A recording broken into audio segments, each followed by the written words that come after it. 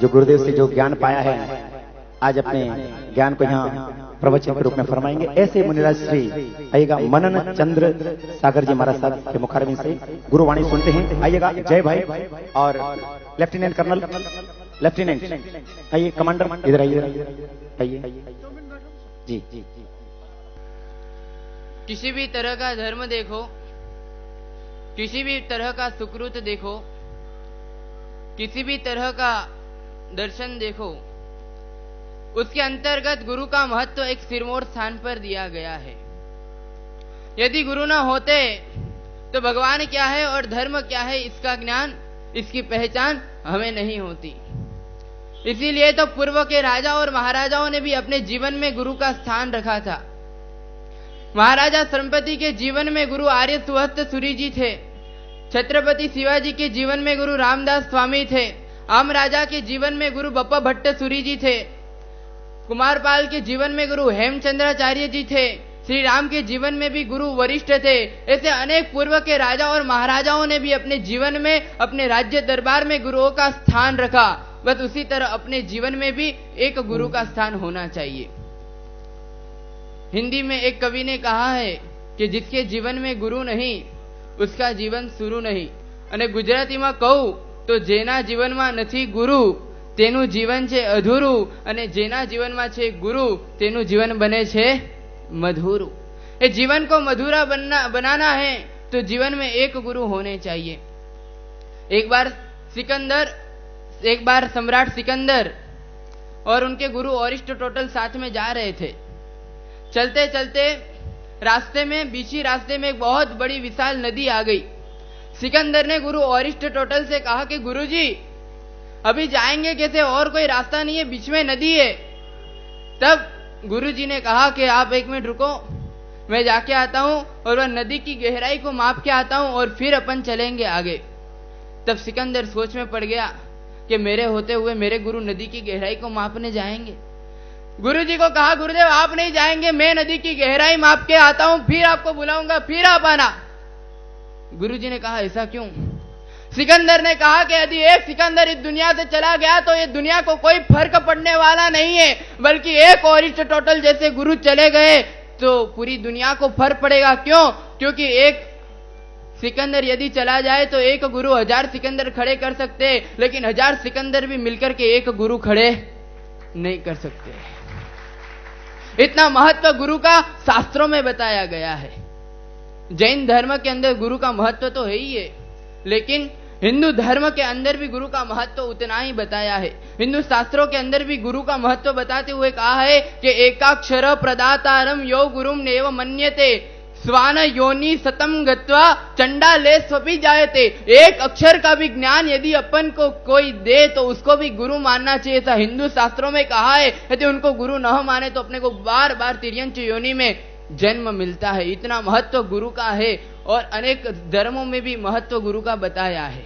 અને પૂરી સભામાં નજર અકબરની ફરી રહી હતી અને ફરતી ફરતી નજર બિરબલ ઉપર પડી। રાજા અકબરને વિચાર આવ્યો કે બિરબલ પૂરા દિવસ પૂરા ગામની પટ્ટી ઉતારતો હોય છે, ચાલો આજે હું બિરબલની પટ્ટી ઉતારી દઉં। ત્યારે અકબરે પૂરી રાજસભામાં બિરબલને કીધું કે બિરબલ, तो बिरबल खड़ा हो गया। कहिए जहांपना क्या हुआ? अरे कल रात मुझे एक सपना आया था। बिरबल ने कहा तो बहुत अच्छी बात है, आपको सपना आया। अरे आगे तो कल रात मुझे एक सपना आया, मैं वो बताना चाहता हूं, लेकिन वो बताऊंगा तो पूरी राज्यसभा में आनंद होगा, लेकिन तुझे आनंद नहीं होगा। बिरबल भी विचार में पड़ गया कि आज तो राजा ने बराबर सोचा है लेने का। बिरबल ने कहा कोई बात नहीं जहांपना, मेरे एक के वजह से पूरी राज्यसभा में यदि आनंद होता हो तो बेहिचक बता दीजिए आप।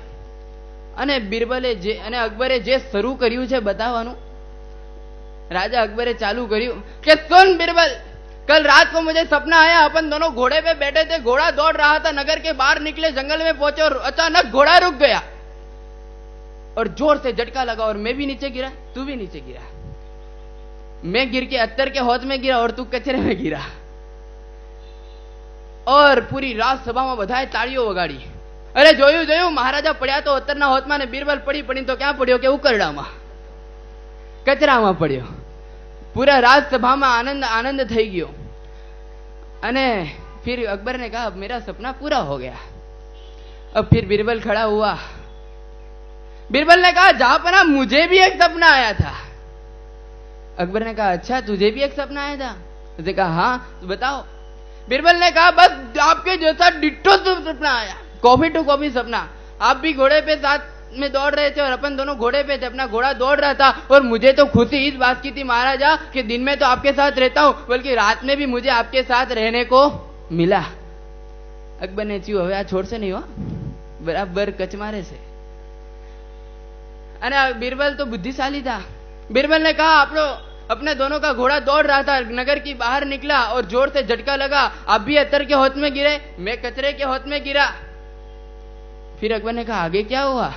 बोलते आगे बताता हूं, पर आपसे एक जीवन दान देते हो तो मैं आपको आगे बताऊं। महाराजा ने कहा मेरी तौर से जीवन दान है, आगे बता।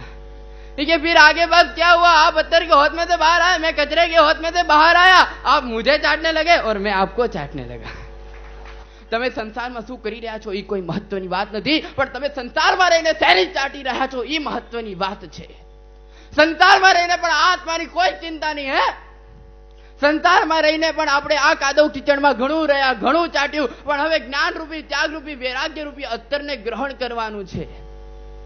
અત્તર की दुकान पे जाते हैं ना अपन, अत्तर की दुकान पे जाओ, आप अत्तर लगाओ या न लगाओ कोई फर्क नहीं पड़ता, मगर बैठने से आपको खुशबू, सुवास, सुगंध जरूर प्राप्त होती है अत्तर की दुकान में बैठने से।